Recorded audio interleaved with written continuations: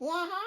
Oh, can you fill me in? Let's talk about it. I think it's a principle, a major principle of life that it's like you're planting, you're sowing your seeds. It's a religious thing, and I'm not a religious person, but I love all the religious principles. I kind of studied them. I got into them a lot more to a point recently where I almost wanted to be, almost like felt like I wanted to start becoming religious, but I just didn't.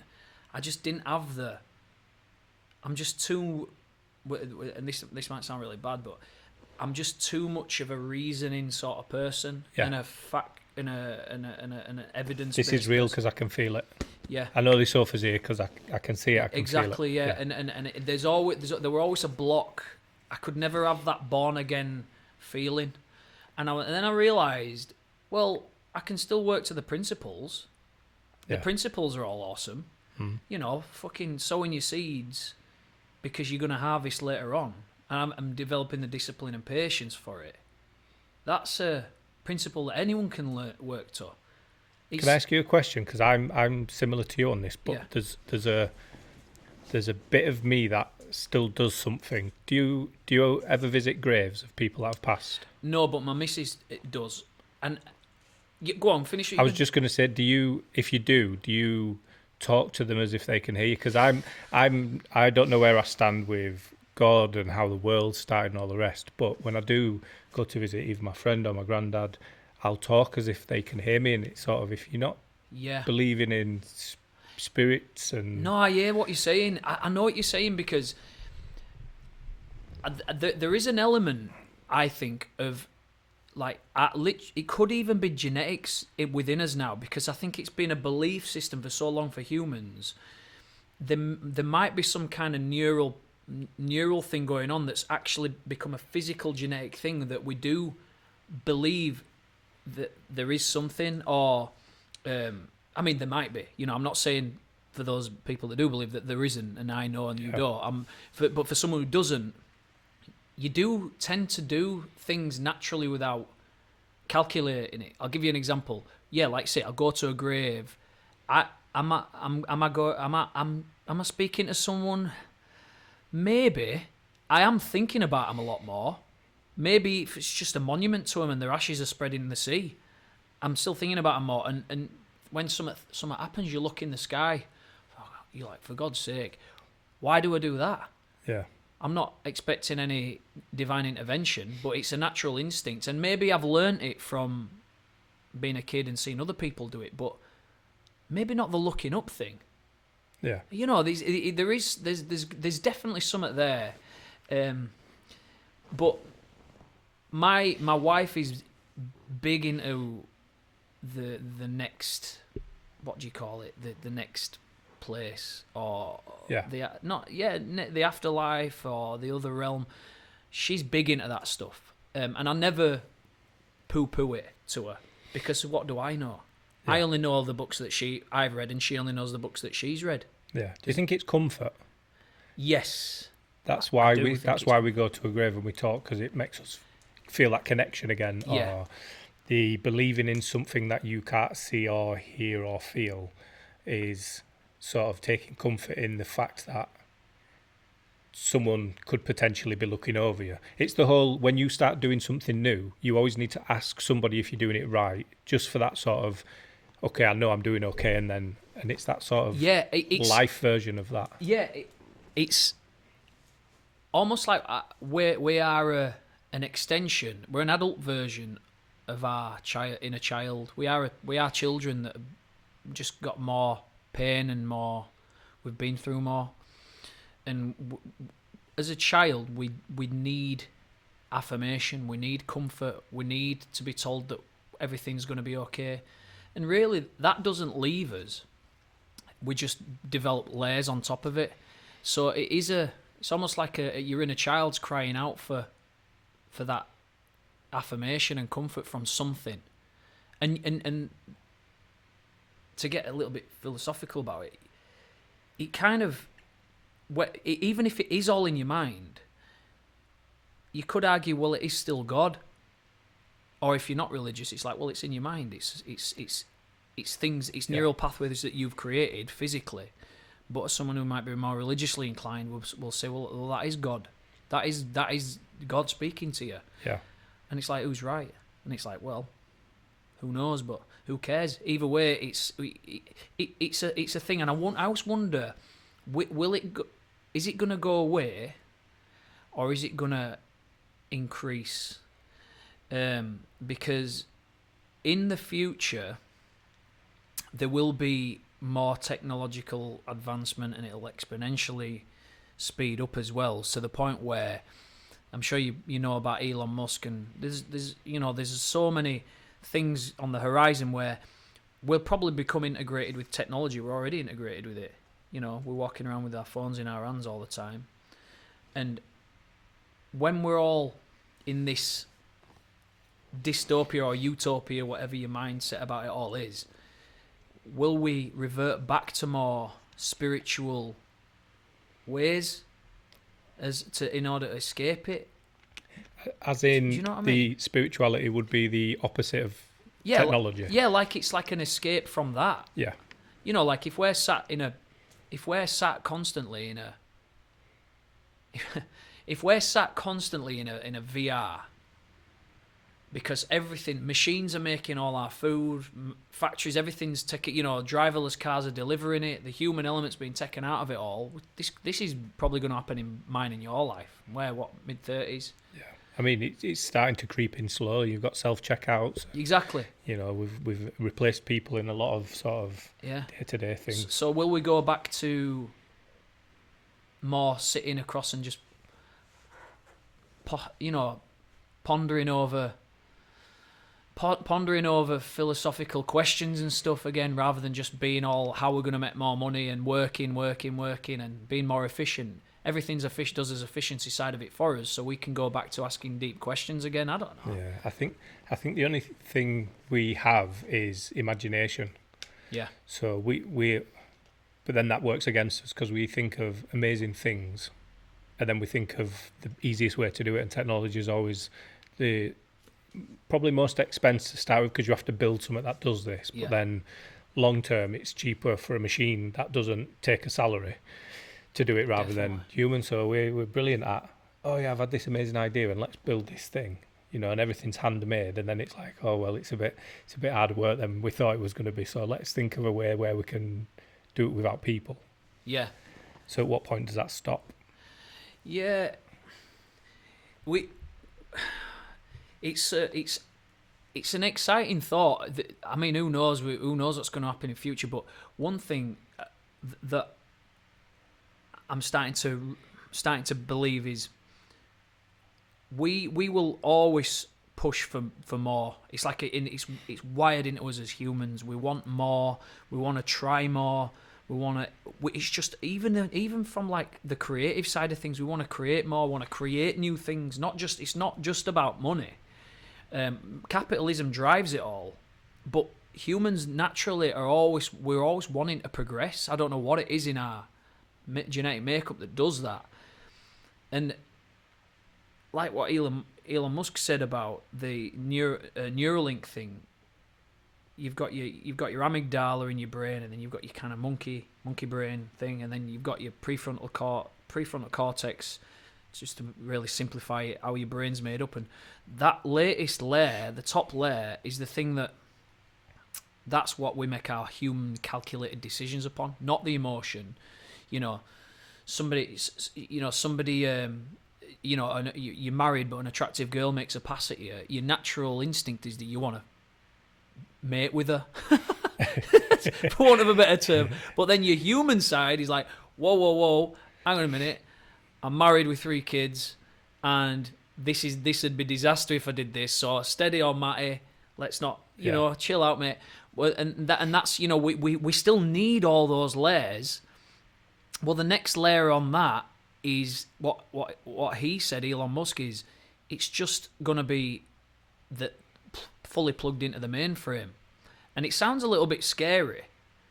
To everyone, we always think of things with skepticism, because that's just how we think, because it keeps us. It's a survival tactic, but it's actually not that bad. You know, all it'll be is just another layer of our thinking. So we'll still use all the other layers of our brain. We'll still use fear when you're expecting a phone call. Let's just say your job's on the line and you're expecting a phone call and your phone rings. Your heart starts pounding and you go into a cold sweat because you think you're just about to get sacked. You haven't processed all those things. It does it immediately. That's your lizard brain. That's your amygdala, all natural instinct survival stuff. Then you've got your more curious monkey brain that sort of tries to, it's more about nurturing and love and you're just more instinctive, making decisions. And then you've got your more calculated stuff, and we'll use all those still. We'll always need them. But then the next one is when we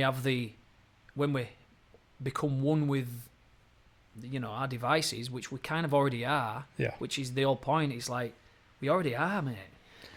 So I think the problem is people see pushback because you see films where, you have this implant and then at some point they just turn you off. Yeah.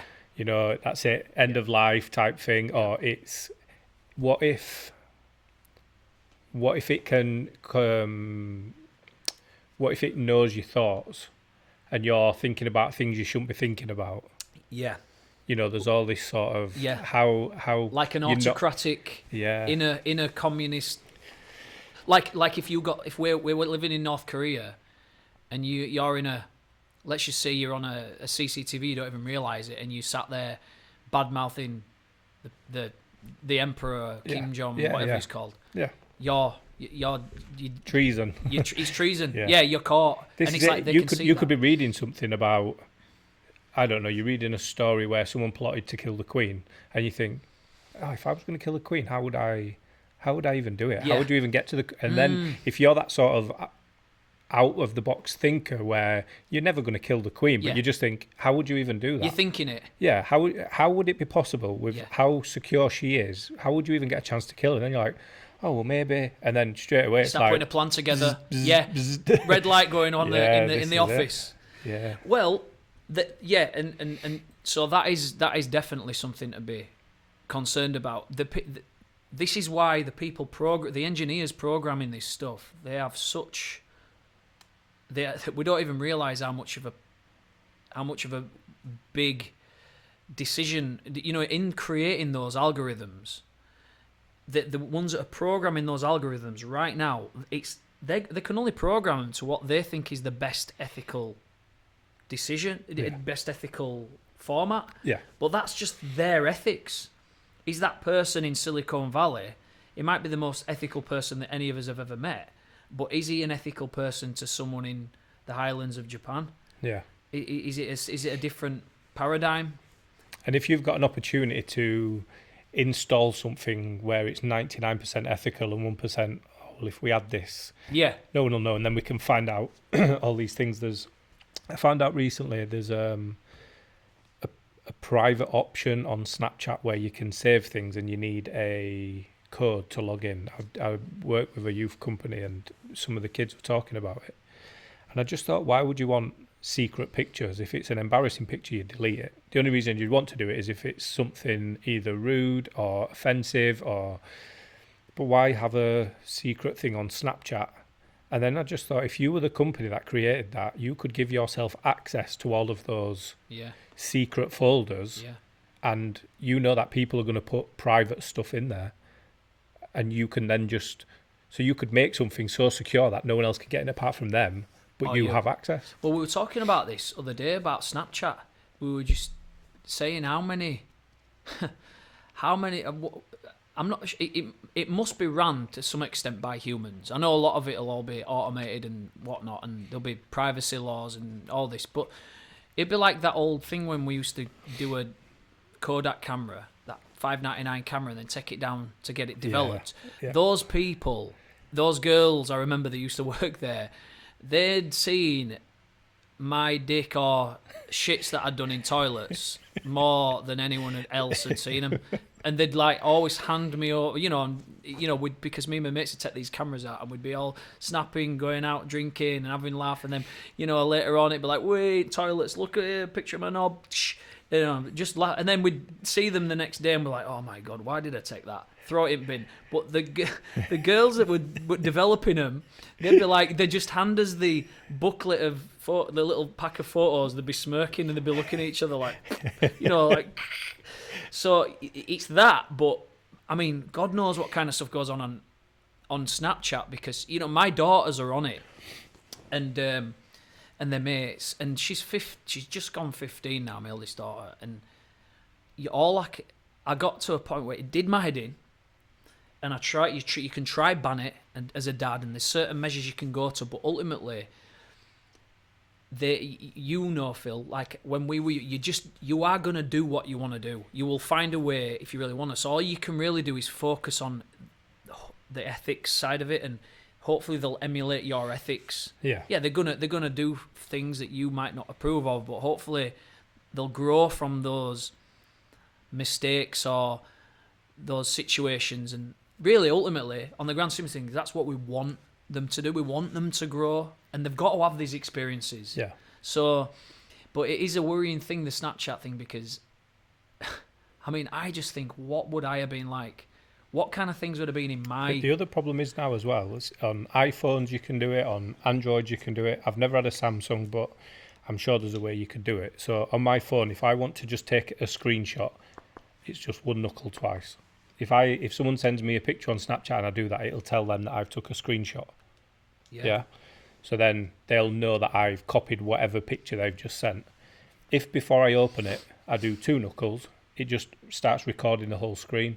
So then if I just go through my apps, it's recording a video of anything my screen's doing. I can then go into a picture. Can I do that on my iPhone? On your iPhone you can, yeah. So on yours it's in the settings, and then you pull the top right corner down and there's a button where you push record, and then from that point it'll just record everything you do. So you can go into Snapchat and open a picture or a video, whatever it is, and that will record the whole time and not tell the other person. So whilst people think it's okay to be able to send rude stuff on there, there's always the possibility that that person's capturing everything you're doing. And especially for young people, where if you send an image of yourself underage, you will be done by the police for creating pornographic images of children and then distributing. Wow. And that's sending a picture of yourself to somebody else. Yeah. Distributing pornographic images. Do you know the rules of having something in your phone? So let's pretend that just randomly, I'm sure my phone number's available on internet somewhere. A young girl, let's just say she's 15. Yep. She's sexually active. She's just living her life, and she sees my phone number and she sends me a video. Yeah. And it's in my phone. Yep. And I get pulled over by police. I'm not even seeing it. I'm just, because I've got loads in my inbox, and then they sees it. Let's just pretend I've run a red light because I'm in a rush, and they pull me over. They sees my phone. They look in it and it's got this in it. Could I get done? I guess that would depend. There's lots of factors in that. Right, so, if it's an unopened message. Oh, right. Okay. No problem, because you've not even seen that. Mm-hmm. Let's say your daughter is sent a picture and she records it and says to you, I've been sent this. Mm-hmm. And you say, well, send me it, I'm going to go to the police. Mm-hmm. That's different in the sense that you're asking for that picture to then go and to report this. But if you had an album of different pictures, or if that random girl sent you a video and then you opened it and a week later you got pulled by the police, it's like, all right, we understand mistakes happen, but why did you not delete it? Why did you not report it? So they're the two things to do. You either report that someone underage is doing this, or you delete it. Yeah, so you have to be intentionally. You just have to be be a good citizen, don't you? But online, you just have to be a responsible citizen, online. Yeah. Yeah. If you don't report a crime, if you crash into someone's car and drive off and don't tell them. Yeah, it's the same thing. Yeah, it's your responsibility to do it. So, but it's a really tough thing to police because There's a freedom of speech element, isn't there? yeah, And that's a big thing at the moment with the fake news movement and the smoke and mirrors and stuff, and social media being so prevalent, and with lockdown more people are on social media for longer. They're talking about censoring not just like pictures of naked people or people doing hard drugs or any of the usual 18 above stuff. It's censoring censoring messages. yeah. Just things that are censoring falsehoods. But then, like you say, with the dictatorship, digital dictatorship thing in the future, where's the line? Yeah. I might say to you, have you heard about this? I've just been listening to this podcast about new potentiality of nuclear war, and they were just literally talking about, just started to talk about Donald Trump just before I came in here, and I don't fully know what they were talking about because I didn't finish. So if I started reiterating that to you, but I got it wrong. Yeah. How much potential is there? It's and it's really tough. I mean, you think, so even 15-year-old boy, 15-year-old girl have sex. The law only criminates the boy. So the boy will get done for underage sex, but the girl won't. All right. And that's the way the law's written. How bad is that? Yeah. I wonder why. There must be a reason. It's something to do with genitalia. A boy can't have sex unless he wants to. So, right, yeah. do you know what I mean? Yeah, makes sense. But I just think if the intention's there from both, then that's how it should be. Yeah. And with the messages and stuff, I think one thing we forget is that when we talk about offence, we don't control whether, no offence, but that's not ours to control. It's about how that person accepts what you're saying. Yeah. So, whatever your sort of stance on things like Madeleine McCann, Shannon Matthews, that whole sort of missing child thing, if you think, like I used to think it was hilarious how the McCanns got away with not answering questions, and the situation is a horrible situation. The way that they've acted, to me, is ridiculous. So if I was to make a comment about that, and someone in the room has a child that went missing or that was killed, then it changes the dynamics of what I'm saying. Mm-hmm. And I think that's the thing we don't really think about. So we're sending messages, or we're sending pictures, or we're doing all these things, or whatever it is. As innocent as it is from you giving that, the person receiving it is the one who gets to decide whether that's offensive. Yeah.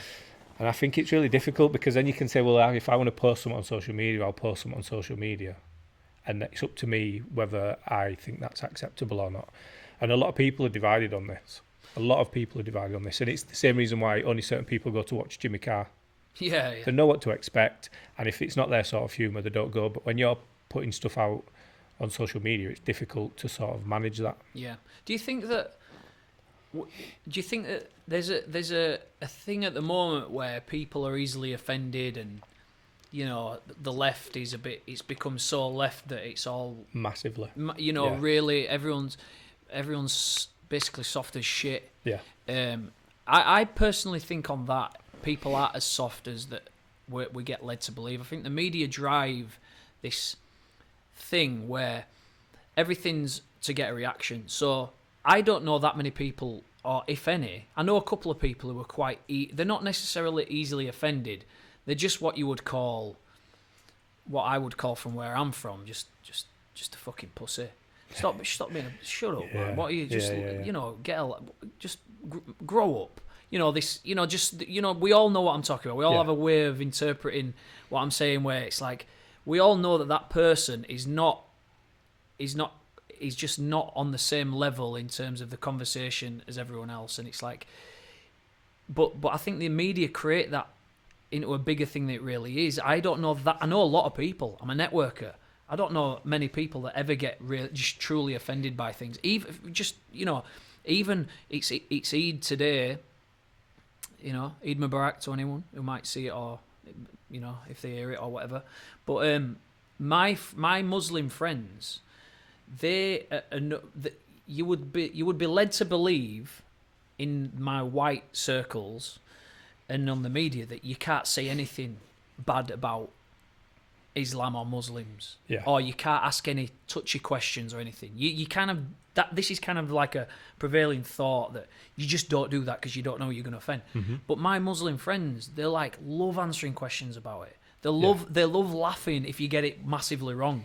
Yeah, They're not offended if you get it massively wrong. Then do you think that's because of your relationship with them? Maybe because there's no intention. Yeah, you can sense the intention. They know that. But it's the intent. But that's the whole point. It's like the intention. It's the intention of it. If you mean to offend someone, then you live by the sword and die by the sword, mate. But if you put a foot wrong, then you should never be.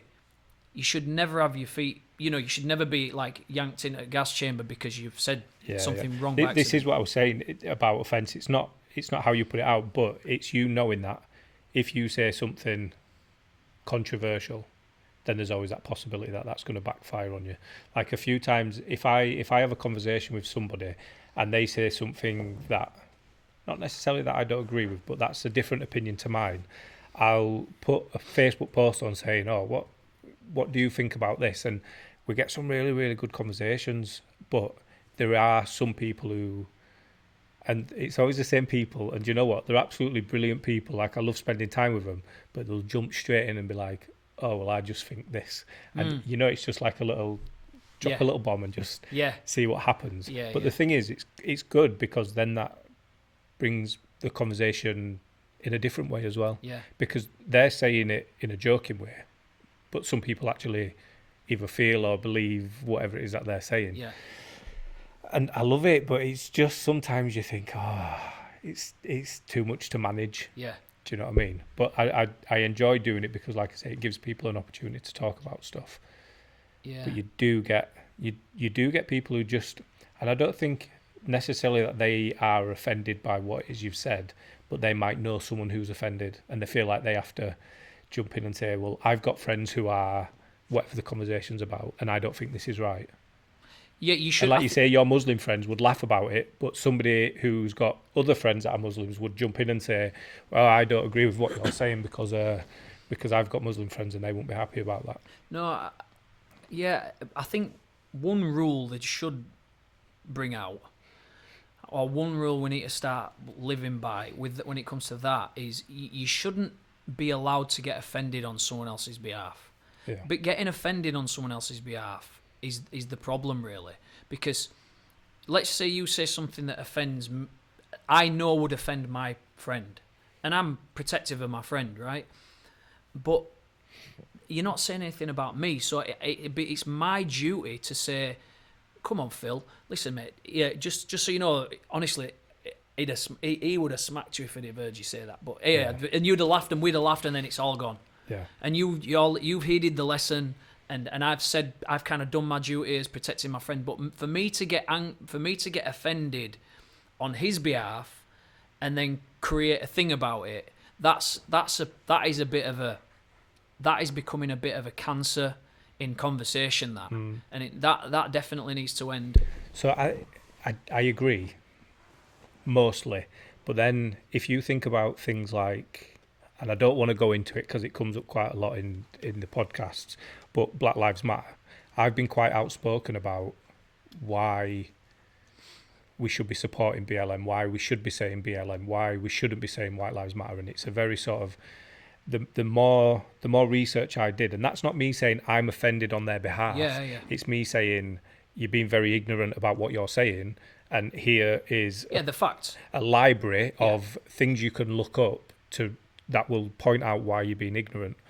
So I guess in a way, I completely agree we should be offended for other people. And that's, again, I'm not saying I was offended by anything people were saying, but I think educating people when they're saying... Exactly. But again, that's their opinion. This is the thing. How can you tell someone that they're wrong when that's their opinion? So what we've been trying to do is say, all right, if that's your opinion, let's try and change your opinion by telling you about all these things that are happening. Yeah. Well, look, I try to my thoughts on that. What you can't necessarily change someone's opinion, but what you can do is you can uncover. You can help them to uncover an alternative view. Yeah. And the only way that they'll do that is by feeling heard first. Yeah. So you've got to give them the space to be themselves. And it's almost like a snake spitting its venom out. Just let it spit its venom out. Let it go. And then eventually it's gone and it's got nothing left. And it's the rope-a-dope. It's the rope-a-dope. That's what it is. Yeah, and it's like eventually they're just open because they've just got all that venom's out now. And now they're open to listening to you. It's just an old human communication thing. Yeah. But yeah, it is all about listening, and I think a lot of the not necessarily the black, maybe the Black Lives Matter, but there's all different, any kind of current popular big thing that's going on social media, on the news and all this, when it comes to being offended, let's just bracket it in all in one big thing. I think that the generation that's creating this is not the millennials and the Generation Z. It's made out like they are. How old are you, Phil? 36. Yeah, so I'm just literally within the millennial category, right? But I would. So what do you say the millennial It's category 1982. If you Google it, it's 1982, January 1982, and between January 1982 and 1998, something like that. So I just assumed millennials were the ones around in the double O's. No, and then Generation. Yeah, it's basically and there's Generation Z's the new one. Right. It might so be anything after 90. Yeah, I can't remember when it finishes, but then it's Generation Z. But the point is, the blame gets laid on the young people for being offended and being soft and too soft. But the people who create this offensiveness mindset are the older ones. They're the ones who create the middle managers, the white middle managers, the corporate middle managers, the middle managers at the BBC, the middle managers at the news places, the government that are white middle managers as well. The white men that sort of try to do something noble by saying let's protect that demographic and let's protect that demographic and let's give them. But people don't actually become as offended as they actually as we're all led to believe. Yeah. People don't actually get that offended. What we end up doing is get dragged into this argument, and we're basically playing into media's hands. We're playing into media's hands with it because I do it on. Pull it down a little bit if you want. Oh yeah, I do it on social media. Like you say, dropping a bomb on a comment. Yeah. I will create a post just to get the algorithms moving. Yeah. Get the traffic driving to my pages. Yeah. I'll literally don't even care about what other people's opinions are on it, to be honest. Yeah, it makes no difference because none of us have got any evidence anyway. Yeah. So I remember one. I posted one about Bill Gates. And it was one that was a positive one. Look, he's done this, he's done that. It's not all about, conspiracies and blah, blah. And with a picture of him, or like a gif of him, just something smiling or whatever. Yeah. And I woke up in the morning. I do my little morning routine thing. And then I try to leave it as long as I can before I pick Facebook up. And it were like, I had about 90 comments. And all kinds of threads of people arguing and conspiracy threads and this, that, and other. And I'd done what the media do. I'd created an enraging or a really sort of hot potato of a topic and let everyone else do all of my promoting for me. So I just wanted to drive people to my page, and it worked. And this is what and we kind of think sometimes. The inner conspiracist in me thinks, the media want us to do. They want to enrage us. They want to, and it is all for clicks so that they get paid. But we do just do it. We all just naturally, it can be as simple as I'm going to create a title that's just to get more clicks because I need to get paid. Yeah. And then you don't realise how the like second and third implications down the line of that this argument could end up splitting a friendship up. Yeah. You know? Yeah, I've thought about it before, just creating a fake news story to see how many people will just automatically believe that that's what's happening. But when it starts to get shared, you're out. That's out of your control then. Yeah. But yeah, the title thing. So I watch a lot of rap battles, UK rap battle, and what got me into it was a battle I watched probably 4 years ago, 3-4 years ago, and it was a guy called Mark Grist and a guy called Blizzard. If it said rap battle, Blizzard versus Mark Grist, there's a chance I might not have watched it. But it said teacher versus student. So Mark Grist is he's an old English teacher, and he was encouraging some of the naughty kids to get involved in something. So they had a bet that if they didn't get into trouble for a certain amount of time, he would do a rap battle.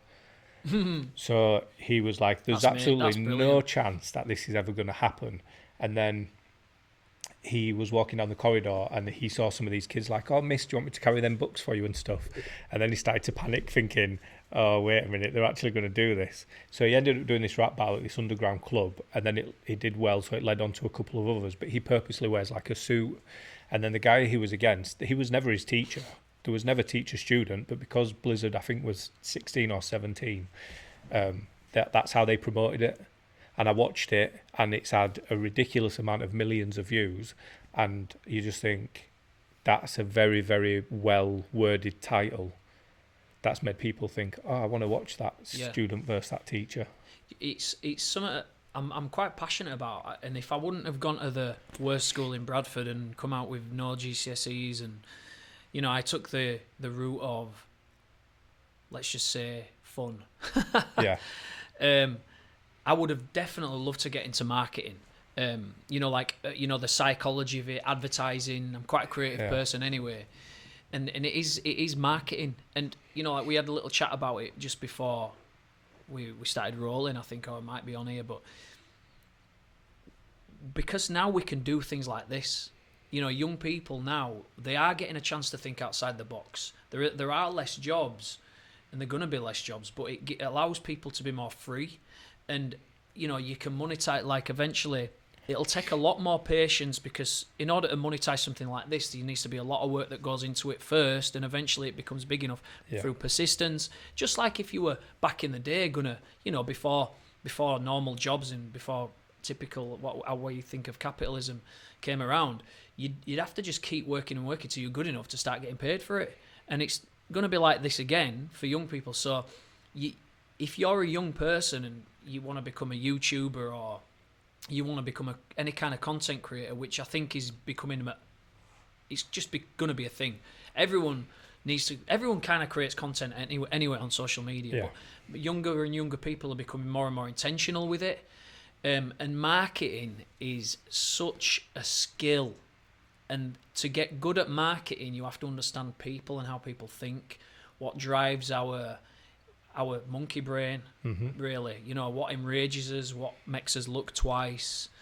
And it's about shortcutting that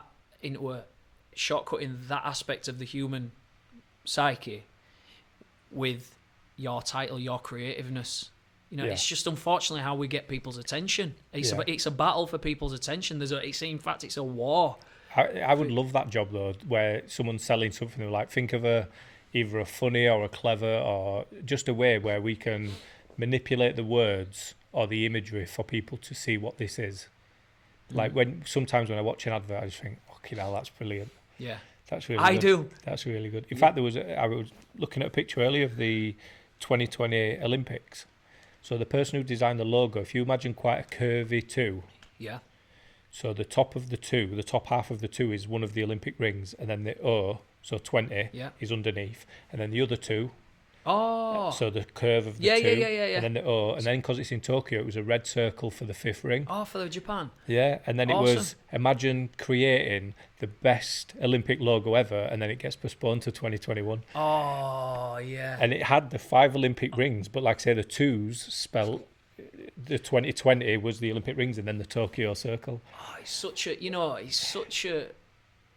It's a pain, isn't it? but I can even imagine that in my mind's eye, and that's a good That is a good logo. It looks really cool because it is literally just the Olympic rings with 2020 incorporated into it. But loads of stuff like that. Like my favourite advert, I don't know if people remember it, but it's an old Warburton's one, and there's a little kid running down this old cobble street, and he meets Mr. Warburton, and he says, "Do you make brown bread?" And he says, "Ooh." I said, "You." I said, "Me." I said, "Yeah." I said, "Oh." He's like, "Can you make brown bread?" He said, "Ooh." I said, "You." I said, "Me." I said, "Yeah." I said, "No." And it's I remember. It's such a simple, but that, I mean, that's not been on for years, and it's probably not word for word, but I remember that. Yeah. And I was like, that's ace, and it just... We do prefer to laugh, don't we? You know, if you can, because me and my wife, we're creating a product at the moment, and we're just about to release, and we're trying to. Ooh, we're going to get an exclusive. Well, yeah. I mean, basically for any parents watching or listening, if you've got young kids that are maybe coming to the age where they don't believe in Santa anymore, you start asking questions. It's a way of just explaining.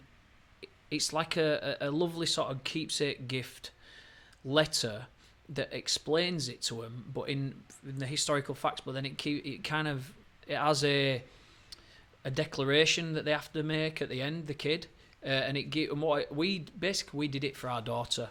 She got to an age where she didn't believe in Santa anymore, and no, she believed in him, but everyone at her age didn't, and it got to a point where she was going to big school, so she's like maybe 11 years old now. None of her mates believe in Santa, but she'd been to Lapland, so she'd met the guy. Yeah. So she's like, so her friends are like, maybe they might get to 8, 9, 10 years old. Some of them have got bigger sisters and brothers, and they're all fessing up, and they're all talking about it in playground. Annabelle, meanwhile, is like, I've met him, mate. I've met the guy. Try and telling her it's real. She won't having it. She's met him. She's been there and gone on with the Huskies, and seen he's got a real beard. I've seen it. So we're like, oh, she can't go to upper school with this. My wife. So my wife wrote her this letter, explaining the history, and then basically saying, look, this is something that he existed, but we carry his magic on, and now you're part of it with us. You're in our gang now. Oh wow! And she had to, and it says, I swear that I will carry on keep the magic alive of Christmas for the younger people in my life. And then she had to sign it at the bottom and date it. And what it did is it gave her a responsibility. So the youngest one, Noah, our son, he's like, so when it came to Christmas, she's looking at us and tapping her nose, and she's like, she felt like she was part of it. Yeah. It was like when I found out Santa didn't exist, I was like telling her, he doesn't exist. You'll never believe this. Get round to my house now, ringing all my mates. Get round, we need to have a meeting. I've got something to tell you. So we created this letter, and we thought that it really, really works. We effectively bought us an extra few years of magic with Noah. Yeah. And we thought that'd be pretty cool. That I think other people would genuinely benefit from this. And don't get me wrong, people can write their own letter or copy it. It doesn't fucking matter. Who gives a shit? But the point, we thought we'd create like a keepsake version. The gold seal. It's like a seal and a scroll in a little box. So, like Moonpig, we can all get a 39p happy birthday card from Morrison's. Yeah. But you just go on Moonpig. It might end up costing you £4, but you won't have to get off your couch. You can order it the day before. Personalised. Yeah, and it's yeah. So it's like it might cost. You can either create this letter on your own and go to the page, write it all out and then print it and think of the words or whatever, or you can just order this for £10 or whatever it's going to cost. I don't know. Whatever. Yeah. We haven't decided on price, but yeah. So anyway, that's something that we. But the reason I'm saying it all is because when we're thinking of the marketing for it, we were thinking about marketing. It's all Christmassy, middle class, and M&S and John Lewis, and all this lovely. Everyone loves this kind of Christmassy vibe, sweatshirts, and all this at Christmas, and that sort of image we have of the quintessential English Christmas. Yeah. When in reality, if you're from a council estate like me, and you working every single hour, you're skint as fuck. It's a stress, but you still have that couple of days, and it's all fine. Yeah. But if we were thinking, if we evoke that sort of middle class Englishy Christmas kind of thing, because that's how they like to market it, John Lewis's and M&S's. So we were looking at some of these adverts, and what we realised is there's hardly any talk in any adverts, and that's because, and it's quite sad. They're all quite emotive and sad with the music, and that's because the emotive stuff with no music, and you can think of it like, you know, Nike do it. There might just be they might not even show anyone running. They might not even have to have a trainer in the fucking advert. You don't even need to see anything to do with sport. It's just emotive from beginning to end, and then it'll be a Nike tick. And it's like we're M&S and John. It's all emotive, and there's hardly anything to signify what it is. And the reason that is because you already know what it is. So when Nike tick comes up, you're like, man, I'm emotional, and I already know what Nike is. Whereas when you're a new brand, you can't, nobody cares. If you're a new brand and no one's heard of you, you can't get anyone emotional. No one knows who you are. Nobody gives a shit about you. I don't care. Don't tell me your sob story, mate. I don't even fucking know about you. If you're telling someone your sob story and no one knows who you are, you're just another knobhead who's whinging at someone. Right. So you have to be funny. You have to sort of be completely different and original, which is obviously, you know, we're all different and original, so we have to either magnify who we already are and be super original, or be funny, because that sticks in people's minds. So like the Warburton's advert, you're like, it's funny. You like it. And the best adverts generally are funny. If you listen to some on radio, the best adverts are funny because you don't care about who the company is. You just want to be made laugh. And then once the brand's in people's heads, then you can start being more emotional. Then you can start telling your sub story, and people buy into it because they like you now, so they care about your sub story. You know, so that's something that's I've learned, just picked up on my own in marketing, and I think it's important for young people who might listen to this. If they're thinking about becoming some kind of content creator, nobody gives a shit about your backstory. They want to go on a journey with you. They might relate to it, but they don't want to hear it. People will care what's in it for them. I want you to make me laugh. I don't want you to make me fucking miserable. You know what I mean? Yeah, it's exactly right. Yeah. When I started this podcast, so the logo is the pixelated picture is from a CD I made. So I've got a spoken word CD, and my friend Bosworth made that for me. He's a digital design. So then when I was doing this, my tattoo artist asked if he could make me a logo. So I sent him that and said I'd like to keep this sort of incorporated. So he did the circle with the writing underneath, the pixelated writing. And then it came time to think of, all right, so there's got to be some sort of noise. So because it's called Fill Me In, which is a play on my name, I want to, when you hear Fill Me In, for me, it reminds me of Craig David. Yeah. So I wanted that clip of him saying, can you fill me in? But then YouTube don't give you permission to do that sort of stuff. So I was like, well, I know plenty of singers. What if I get a different singer, like a female singer to do it? Yeah. But I'm so impatient. I was sat and I was just like, do you know what I'm going to do? I'm going to sing it. Yeah. And then I'm going to put it into a processor, a voice changer. Yeah. And I changed it to Chipmunk. So it's me singing, can you fill me in? And I'm not even going to try and sing it, but he makes noises before, like he sings like notes before. Yeah. So I've done all that, put it into a Chipmunk thing, and I was just like, do you know what? That'll do. And then some people I sent it to were like, it needs to be a bit more professional. I was like, it done. Yeah, it done. This is me, you know. Yeah. Let's just, it's got to be fun. It's got to be. And for me, it's annoying now because when I'm editing, I hear it like so often. It's so often I hear it. So I'm only putting these out once a week. So I figure if you watch everyone, you only hear it once a week. It's cool. It's funny, you know. You need to change your Instagram to that, by the way. You need to change. You just need to just have that. Yeah, you might as well just have an hour next time you sat on your couch on a night, and just that logo. Maybe you picture a you on your Instagram, but that needs to be it's fill me in. Yeah. Just run the brand across everything. Just run the brand across. Yeah. You might as well. If you're not that active on Instagram, you might as well just have it on there anyway, and then link it so that when you post on one, it posts on another, and you know. But just on when you're on about doing the intro, because I'm quite passionate about this because I'm a musician and I do like public speaking, and I've been up in front of people a lot, so I've gotten to the point where I'm very comfortable with it. But I ain't always been, and I still get nervous because it's just a natural thing, and whatever.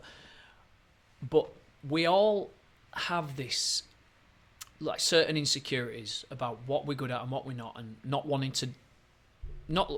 to embarrass ourselves one way or another. So, like, for example, you wouldn't sing your thing then. It's like you won't just start going, "Can you feel me here?" No, no. You won't start be like, because it's like you feel. I know I get it because it's like we're from a similar sort of place in economically, and you just don't do shit like that. But what I've realised over the last couple of years, and I wish I'd have known this when I were 18, God, and I say this to any young kids starting bands and starting to make, especially musicians, anyone who might decide they want to start doing a public speaking or anything like that, the good news is no one gives a fuck about you. But you think that people care. The reason why, I might not sing the intro is because I sound shit. Or I just look shit. I'm not as good a frontman. I'm not as charismatic a person as that person, as Craig David when he's doing it. So because you're judging yourself against them. But as someone watching, like if I'm deciding I'm going to sing or not, the person watching me, you don't give a fuck about how I feel. You're just wanting to get the content. Yeah. So you're like, just sing it, mate. Yeah. Just sing it. Mm. And if I'm here to give a lesson on, let's just say I'm doing a speech, I'm here to give a talk on, I don't know, managing or discipline or managing the money or whatever it is. I'm talking. I might be nervous as fuck before I get up there, but that I'm nervous and I'm worried about what people think of me. I'm worried about rejection. But the people watching aren't bothered about me. Don't want to reject me. The people watching want the content that I've got to give them. Yeah, so they're like, shut the fuck up. Stop. Why? If I'm like going, just a sec, guys. Let me just get myself together before I start speaking. I'm really nervous. They're like, it's like, shut the fuck up and tell me what you came here to tell me. I'm not interested about how you feel. Just just sing the song. Entertain me. I've come here to be entertained. Sing the song. I don't care how you used to be shy and now you're breaking that shyness. I don't care about your backstory, man. Just sing me a song. Yeah. Sing your song. So the good news is, no one gives a fuck about you. But you think they do. It's like it's in us to feel like we don't want to be rejected. It's in everyone. But we can if we can notice that feeling within ourselves in this modern day and age, we all generally, everyone's always been self-centered. We can only experience things from our own perspective. Yeah. So I'm like, just sing me the song. Just give me the lesson. I don't want to stand here looking at someone stuttering and shaking with nerves. Just give me the fucking lesson, mate, and stop being full of yourself. So do you over prepare before you do something like that? Before I get up? If you were going to do public speaking, like, yes. For me personally, I perform spoken word, so I've performed in theatres and like to hundreds and hundreds of people at a time. But that's scripted spoken word, and I know it's in my head, and I've got ways to deal with, because I distract myself while I'm doing it. Because why? Because you're nervous? No. Shy? Because I went through 10 years of addiction, my brain works 100 mile an hour. So while we're talking, my head's thinking, what do we need to fit in next? When I'm performing, my head's saying, don't forget to look over there. Don't forget you always get this bit wrong in this line. There's a line that I used to get wrong, and there's two words in it that are very similar, but one starts with a G and one starts with a W. So it's going and willing. And I used to say I'm willing to and I'm going to, and I was like, no, that's the wrong way around. So I always think, don't forget it's GW, it's alphabetical. 2 lines before I get to it. This is what my head does. Yeah. So all the time I'm performing, I'm not thinking about what I'm saying. So what I do is I rehearse and rehearse with music on. I put headphones on with like fast rap music that I know the words to. It has to be stuff I know the words to. My head sings along with the music, and my mouth goes into autopilot and I perform. Mm-hmm. Because until I learned to do that, the thoughts in my head would stop my mouth from moving. Yeah. So I'd forget my Wow. words. I'd be on stage, I'd forget my words. It happened, I was doing a live performance on Zoom, and someone put a comment, and I read the comment, and then my mouth stopped working. Wow, yeah, I know exactly. Do you know what I mean? That's a real skill. So it's how I've had to do it. So for the first 6 months, I hated it and I nearly quit. And then I learned to do it this way. So sometimes I'll forget my words, but I'm not in control of that. All I can do is get them into my head. Like yesterday, I had to record a 20-minute slot. I've not done it for months, but all of it were there. In fact, I can't remember. It might have been about 5 weeks ago. I did a 20-minute slot, and I've not said any of them out loud or in my head for 5 weeks. Got up, nailed a 20-minute slot because it's there. I had nothing else to think about other than just performing to camera. So I did that yesterday.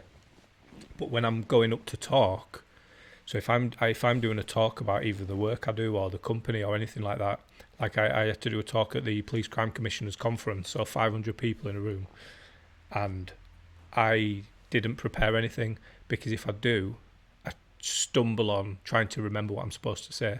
Yeah.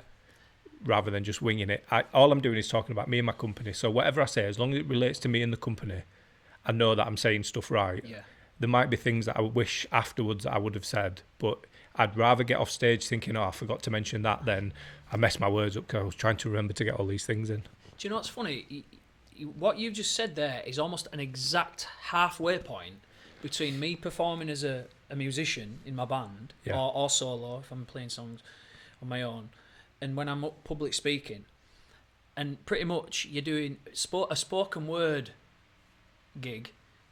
I would say it's kind of halfway between those two things. Yeah. But the way you just described it is exactly how it is for me. So I will notice, I will be able to think outside of the content whilst I'm, and I remember once playing, and this is why I started to get into my entrepreneurialism a bit more, because I were playing gigs, and I remember watching a game of rugby on TV. It were Leeds v Bradford. It were on the screen, and I played an entire set. People was watching me clapping, yay, after each song, yay. And I were watching the game, but Yeah. I'd not even thought about what I were playing. And I got to end of it, and I thought, that's not why I started doing music. I thought it was interesting how I just got through an entire gig without hardly even thinking about what I were doing. It's obviously all there in your subconscious for it to come out. But I stopped because I thought, I need to get out of this. I need to get back to a point where I'm playing because I love playing, and rather than I'm playing because I need the money. So that's why I started to look for ways of earning money around my job that wasn't doing music, because I wanted to go back to doing music what I wanted to do rather than what everyone else wanted me to do. And that's what sort of led me down the sort of entrepreneurial sort of doing your own stuff, having your own home-based businesses and stuff like that route.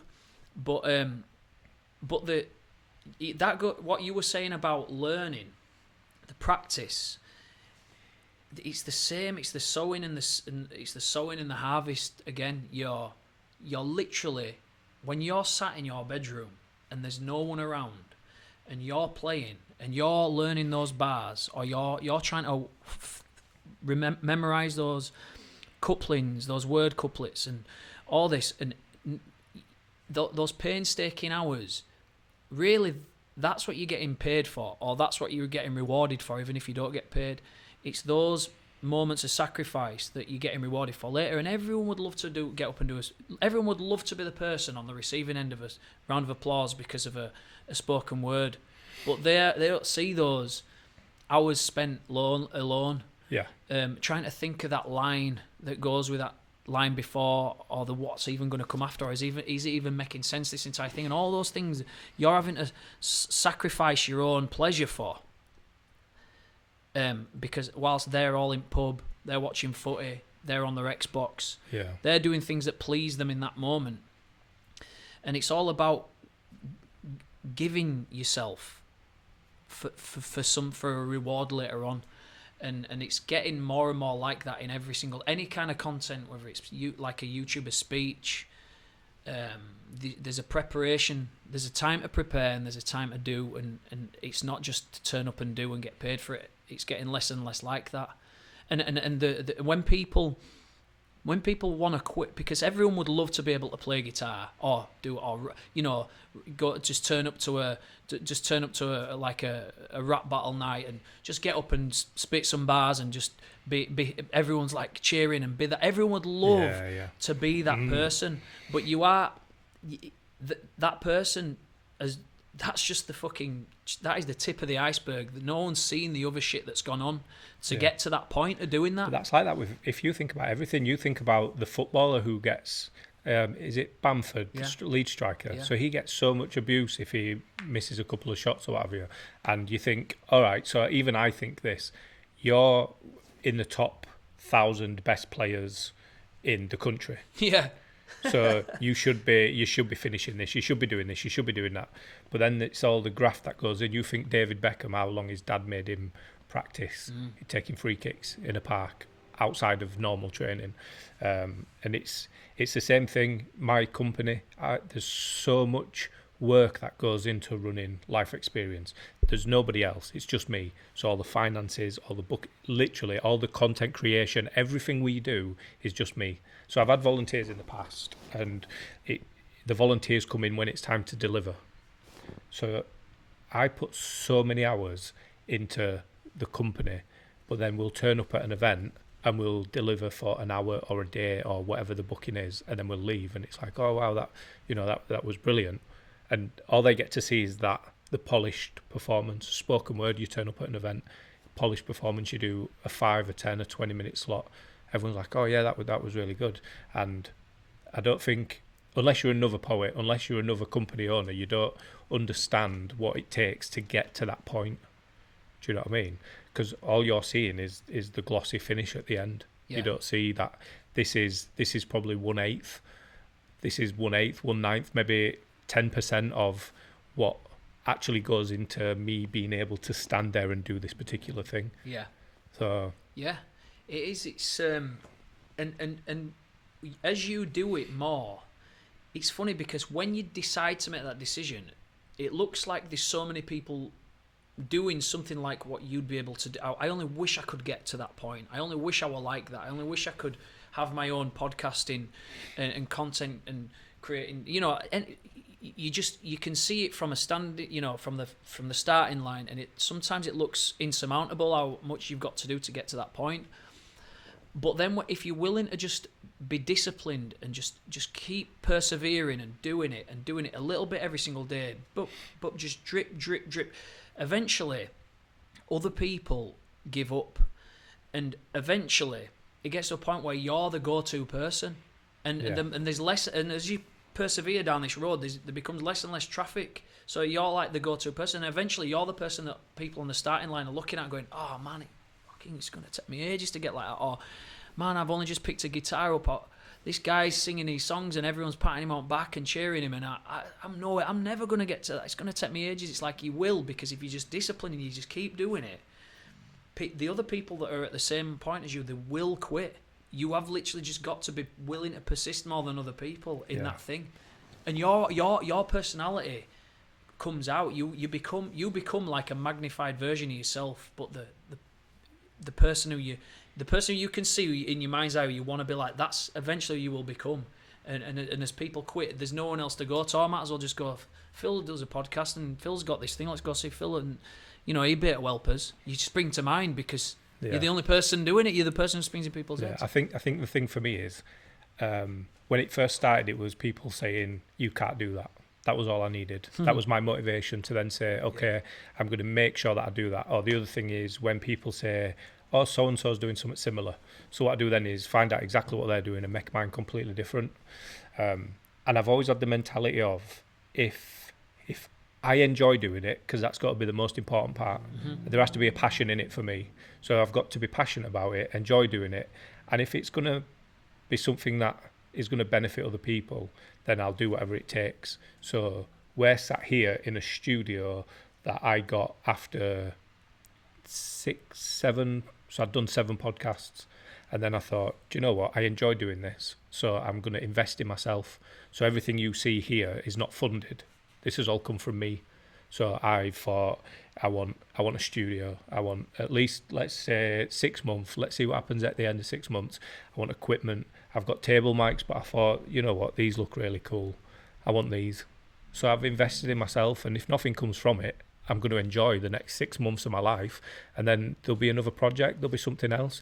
As we're sat here now, I've already got 3 other projects that are potentially going to start. So I'm always just, I'm that what's next, what's next. But as soon as I get comfortable doing something. So when I first started doing this, it were stressful. It was, how do I want the room? The tables started off back there in the middle because I didn't know these lights work. So we just had the main lighting in the middle. So I was like, right, this looks cool. And then we tried these, and I was like, all right. So a lot of it was setup, prep. How do I edit? How do I choose who comes on? How long should it last? There was all these things, but the more comfortable I get, the more I think, okay, I know what I'm doing with this now. I need something else. It's that addict mindset. It's that 100 mile an hour. Podcasts are comfortable to do now. I'm okay sat here talking. I'm okay with the editing. I've got a nice little process in place. So now I've got room in my mind to take something else on. And this is how I've always been. And I've always said it's a gift and a curse, because on stage I can't switch off. I've learned how to deal with that. If I didn't have to have so much going on in my head, I wouldn't have been anywhere near as successful as I've been in the last 5 years, because if one project was enough, I'd have done one project.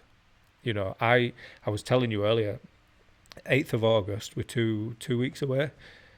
I went to prison 7 years ago on the 8th of August. I came home 5.5 years ago. So I went for a year and a half, went in summer 1 year, came home just before Christmas the following year. And if I took time to sort of reflect on the things I've achieved because of the opportunities I've taken with both hands, and the way that people have said, you won't be able to do this, you've got a criminal record, you've got this and you've got that, that just motivated me to say, I'm going to show you that this is possible. And then I'm going to go back into prisons and I'm going to brag and I'm going to say, prison was the best thing that ever happened to me. It changed my outlook on life. It changed my behaviour. It changed my relationship with my family. It changed my relationship with myself, the way I look after myself. And it's just made me make better decisions. And everything that's positive in my life now has come because I went to prison. You know, but what I think you need to be mindful of for you, Phil, because of this is such a good thing, and there's people who are going to see and listen to this that need to know that it's possible, and this is my mission. Because you are the way you are with, like, what's next, what's this, if you feel unhappy, not unhappy, but if you kind of get bored, then there's always something else you can do. But there also is an element of you need to learn to master yourself, because there are people who need you to succeed comprehensively. They need you to fucking smash out of water and go through the hardships and the pain as well, and fail and go and fail and go and do, and they need you to do that for them. And if you're the kind of person who, like, you're similar to me, I'm like that. I always feel like I'm enthusiastic enough about enough things. My enthusiasm will always get me into different things. Yeah. And I know enough people as well, which works nicely with that. But some people there's lots of people, in fact, Leeds and Bradford are similar. My mission is like to prove to people that you don't need an education to become successful. Yeah. It's to prove to that lad who got told he were, I wasn't bullied at school, really. I was, if I was bullied or not bullied, if you had to be one or the other, I was probably bullied. But I wasn't like bullied whereas like suicidal or anything. I was just like the runt of the pack. But teachers never used to say I'd amount to anything. I wasn't interested in school. All of the stuff that you typically would think might have gone against you, it can be something that we leverage to become more successful because of, but only if we're willing to see it through. And that's not easy when you're like me or like you, because there is something when it gets difficult that you can just go and do.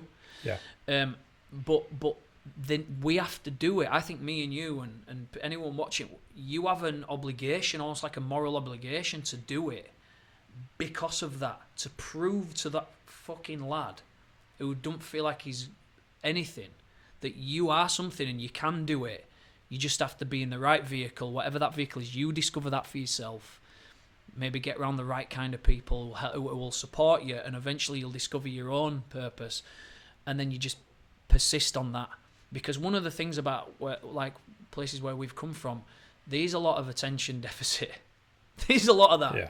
It's like, it's a upbringing thing. It's a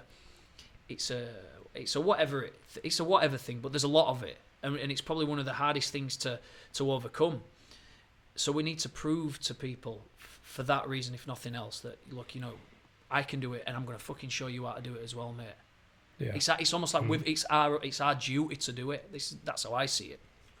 So when you start feeling like, oh man, I'm getting a bit sick, or let's just say listenership goes up and then it starts to drop off again, it's like, oh, maybe that's a sign to quit. Maybe, but maybe it's a sign to double down and come back from that. Rocky, it's like Rocky getting knocked down. You think he's out, but then he gets back up again and he's fighting and he wins. But you never, you're in that fight with him, and the people listening, or the people who I'm working with, they're in the fight with me, and we're going together and we're doing it together. It's I mean, so this started, and it was just meant to be me and some of my pals talking about either stuff they've been through or stuff they're passionate about. And even now, we were talking as we were coming in down the stairs, and I was saying what I want to do is to get some funding to be able to get other people to start their own, and they come and use this equipment, this setup, bring their own sort of background stuff and start their own podcast. And because I got a lot of help to start the company through a brilliant guy called Mick Amos. He literally did everything for me to get my company registered and all the rest of it.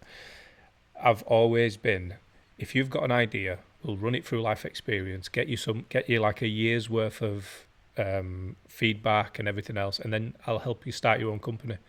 It's never been about how will this benefit me. It's I've got this brilliant opportunity here to help other people now. So I'm going to get in touch with the Arts Council and say, can I look at working, either bringing artists in where we can do some recording and interview them for their page so that they can advertise who they are and what they do, but also to get some people kick-started, do a year of bringing people in, whether it's once or twice a month, get them to do their own podcast without me. I'll just be here and I can help them with the editing, and then hopefully after a year they'll be up and running and doing their own thing. And it's just always been about how will this benefit other people. Yeah. But if you're willing to be that person who is servant leadership, you're leading here by doing it before other people, and you're learning it, and then you can teach others. You're doing it selflessly for their benefit. That is when you become a truly influential person. And the more influence you build, the more, the money comes eventually. Yeah. It just does. So, whether that comes in sponsorships or, opportunities, because it just comes, just because you're just too much of an influential and effective person for people to not want to work with. Your value just increases too much. Yeah. So it will. It's not just it will. It's if you believe it, it will happen. Yeah, it's not that. It actually will. Do you know, I get told off quite a lot because I've never chased money. I always offer, as long as I'm paying my bills, I've always offered to do stuff for free. And something always works out. And I was going to ask you earlier about when we first started, if you believe in coincidence, because there's the spiritual guidance from above, which is very similar to coincidence. So it depends on what you believe in that sense. So whatever it is, whether it's coincidence or whether it is some sort of spiritual guidance or what have you, I've always ended up in positions where I've not had to worry. Like I lost a 38 grand funding bid and it sent my head west because it was meant to be like this year's worth of bills. I was meant to be buying a house. All that things had to be put on hold. but that's all it is. It's been put on hold. You know, we do sort of hit these walls where we have to take a step back. This will always continue. I don't get paid for any of this. This is a hobby. You know, if this brings funding in future, brilliant. But at the moment, this isn't how I'm making an income. But I know that something will come up. I've got money in the bank from projects that haven't run yet because of lockdown. So we're meant to be working in prisons. So I know that as soon as lockdown's over, I'll have enough work on for a few months to then be able to look at what's next. It's frustrating because you are sort of living your life either 6 months or a year at a time. That's just how funding works. To the point where I've sort of thought, do I need to get a normal job just so that I can guarantee I can pay my bills every month and then do this sort of stuff on the side? But I've tried it. I worked 3 jobs for 4 years to fund my own company, and you can't commit to it. You know, you'll know. I only found out today you're a fireman. Yeah. So you've got full-time work, hectic work. It's not just like you go to an office and then you come home, but then you're doing amazing things outside of that as well. Yeah. I just to go back to your point on coincidence and, you know, maybe some kind of divine guidance. Personally, for me, it depends how it depends on how you frame it, because if you're, like you say, things come along. If you're a valuable enough person, if you've given enough value out, people just naturally want a piece of you. You know, it's only recently I realised you even did this. Now I know, and it's just bit by bit, slowly your influence increases. And when you have a problem, it's, if you frame it as in like the problems are, if you're framing it from the perspective of, I'm gonna fucking smash this to pieces, and I'm gonna take everyone on the journey with me, and I'm gonna air all of my failures and all of my wins, because eventually I'm gonna win, and I know I am, because just through sheer persistence. So that if you frame it from that, so when you do have a problem, it's like, well, I'm glad that happened. You think to all the things that happened, all the problems that you are, like you said the prison thing. I mean, bloody hell, if someone walked in here and stuck some handcuffs on me now and sent me to jail for a year and a half, I wouldn't think that were a good thing at all. but in hindsight, the problems are the making of us. So I don't know if it's divine or not, but what I know is if you can frame the problems right, they're never a problem. Or there might be a problem at that time, but there can always be a positive. There's always a seed of an equal and greater opportunity from every setback. So it's just about how you frame it, and if you're just willing to persist through it. Yeah. Like, you know, but my, you know, like you say, I've been a firefighter for nearly 20 years now. And being a firefighter is great. Like, we were on night shift last night. I worked Bradford Fire Station last night, and I'm pretty tired right now. But I got to about 30 years old, maybe 32, and I started thinking, you know, I feel like I've got more to offer society than. I'm not diminishing the importance of being a firefighter or anything like that. You know, I would smashing doors down, pouring water on fire, you know, putting fire out, giving education, saving people in different from different respects. But I felt like if we have this opportunity to do things like this, and we have opportunities to earn more money so that we can help more people, but I choose to not because of either what other people think of me or because I just can't be asked, then I feel like that I'm selling other people short there. I feel like it's like I said before, it's like a moral obligation. If I'm aware of this and I don't act on it, then I think that I'm being the selfish twat there. Yeah. And you know, it's almost like there you go, Frodo, there's the ring. You know, he's just minding his own business, he's Frodo. But they give him the ring and he's like, right, now you've got to go make it to that mountain and put it in. And he's like, what? And then he spends the next year or whatever trying to get it in there. Like, he's like, what the fuck? But he had no choice. It was just given to him, and he realised it, and then he had that journey to go on. And that's how I feel. It's like and the more I go, I feel like my life is on that path. The more responsibility I'm I'm gathering, but I like it. Yeah. Yeah, it's interesting because as long as I can see, I've got a clear vision of how it's going to look, and I just need to just keep taking steps towards it, and providing I'm ethical, I'm not causing any distress or harm to anyone. I'm just doing my thing and doing the best as I can for other people. Eventually, you'll get there through thick or thin. That's just how I see it. And being a firefighter has been great. It's given me some great experience, and it's taught me to be a man. But there are other things as well that I'd love to do. I am a creative person. I became a firefighter because I liked the prestige, and where I'm from, you either became a drug dealer or a tradesman. Yeah. So I wasn't going to become a drug dealer, so I became a tradesman, and then firefighter is just miles better than being a tradesman. So that's the way I saw it. So it was just that, but then other opportunities arise, and it's up to you whether you want to take them or not, and it's about knowing yourself. Is my ladder against the right wall here? Am I climbing up the right ladder? But you can do other things. You can be a podcaster alongside your job. You can get a job. You see, you're at a point now where you've gone all in. Yeah. Whereas but if you're just thinking of starting out, you can do things. Just 20 minutes a day, a little bit of a Facebook Live vlog or YouTube, Yeah.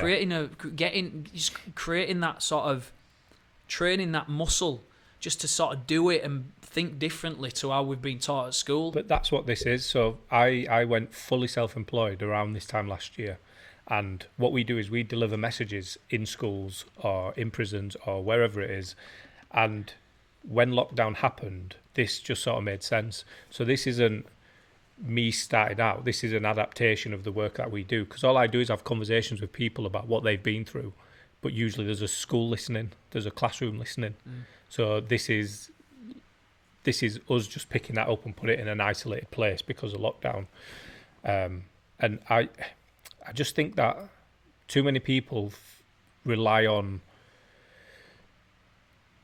So I was watching a video and I screenshot it and posted a clip of the video because it's exactly what I've been saying for 5 years. So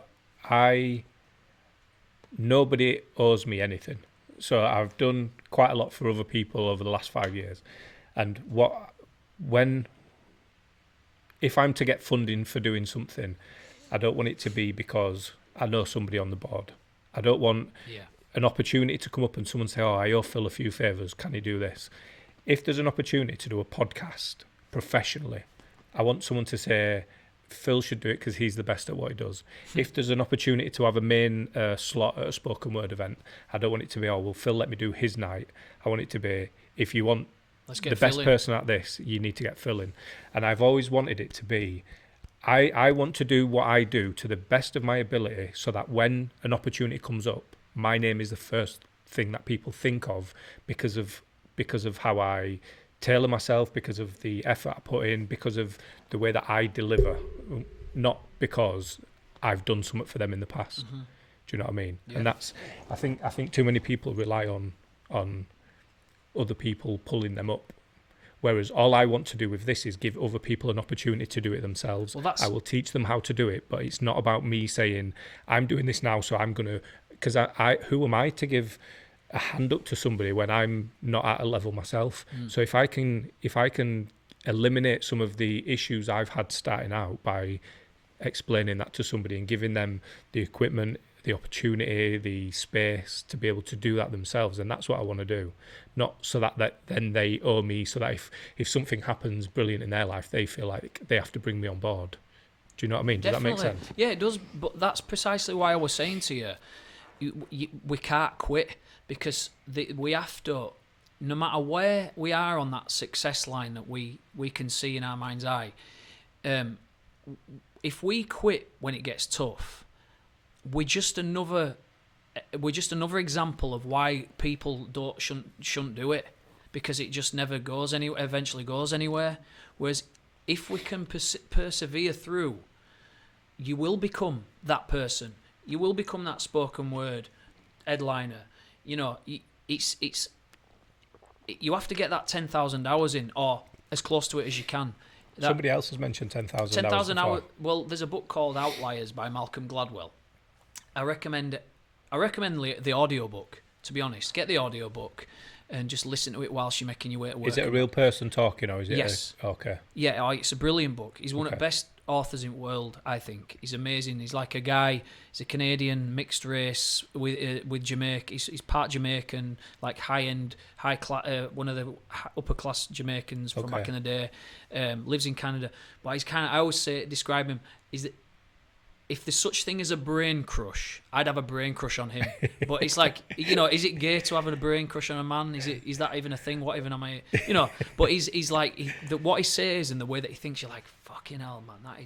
It's interesting and genius at the same time. So Outliers, and it's called Malcolm Gladwell, and he talks. I'm not sure if he created the concept or if he just ran with it, but 10,000 hours concept is that if you put 10,000 hours worth of practice into anything, you can become world class. It works out as about 3 hours a day for 10 years. So you're talking daily discipline stroke practice, 3 hours a day for 10 years. At anything, you will become an elite level in ability. Wow. Right. So if you know that, you can get good at anything. And it's literally you can. And they've even put it we've even tested it, given someone a brand new, like at golf, someone who's never even picked a golf club up, and someone who's already pretty good at it, and then given them X amount of hours to practice with, and eventually there's ways of quantifying and measuring the ability levels with stuff, and it's but it's the same thing. It's just like doing it and doing it and doing it. And being shit and being good, and then trying these different mics, and then trying that, and getting up at this spoken word event when there's no one there, and getting up at that one, and then all of a sudden there's 100 people at one, and then all power cuts out, and it's just there's so many reasons why you should quit, but there's one reason why you shouldn't quit, and that's the main one, and that's one you've just got to focus on. So yeah, it's good that we're both on. It's good that we're both on. I think the same page when it comes to stuff like this. Yeah. Because you do a lot of motivational stuff. Well, you've got what's the group I've just joined on Facebook? So we have a group called Future Lifestyle Pro, and it's got a page you can like. It's a private Facebook group, but the aim of the group is it's like a mastermind group. Okay. It's a mastermind group is that two minds working on ideas and working on certain things is better than two individuals on their own in a room. Yeah. Me and you could probably write a better song together if we really try than if I'm doing it on my own or you are, right? Right. Sort of thing. So in this mastermind group in Future Lifestyle Pro, it's all about growth, elevation, education, health, wealth, happiness, just leveling up in life, just becoming a better version of yourself. And it sounds all happy clappy and cheesy and shit, but we're all, one of the main guys is just from up road at Beeston. One of the other guys is from Chapeltown. I'm from Buttershaw. We're all regular guys. We not particularly good educations, doing regular jobs and working our way, not necessarily working our way out of our jobs, but just making our lives and everyone around us' lives better as a group. And the centerpiece of it all is the Facebook group. And we just, we're sharing book reviews, we're doing live videos, explaining how you can manage your time better, explaining how you can find your own purpose better, figuring ways how to do stuff like that. If you need a little bit of business advice, money, how money works, just things that are going to actually benefit you rather than just titivate you for a short amount of time. Yeah. And that's what it's about. And it's not something that you have to pay for to be a part of. There is something that we have a common business that we're all, most of us are part of. But that's a choice whether somebody wants to become a part of that business with us. But there's no selling going on. It's just literally about growth, elevation, basically, of who you are. So Future Lifestyle Pro. There is a podcast, although it's nearly just always me. and it's basically I do Facebook Lives and I take the audio and upload it as a okay. podcast. So there's that. There's it's on Instagram. I own a hair and beauty salon that my wife runs, and I always say, I'm the gaffer, but really I'm not the gaffer. I'm the gaffer's assistant. She just basically tells me what to do, and I just help whenever I can. And we have that thing that I talked about earlier on, which is getting released soon, and it's called Santa's Secret Letter. So if you know anyone who's got kids who are coming to that age, check us out online, maybe order it. It's a way of sort of buying yourself a few more years of magic of Christmas, but that's just a thing that we're sort of trying out. But yeah, it's all about just keep pushing one foot in front of the other, like I said earlier on, and eventually we'll get to where we want to be. Yeah.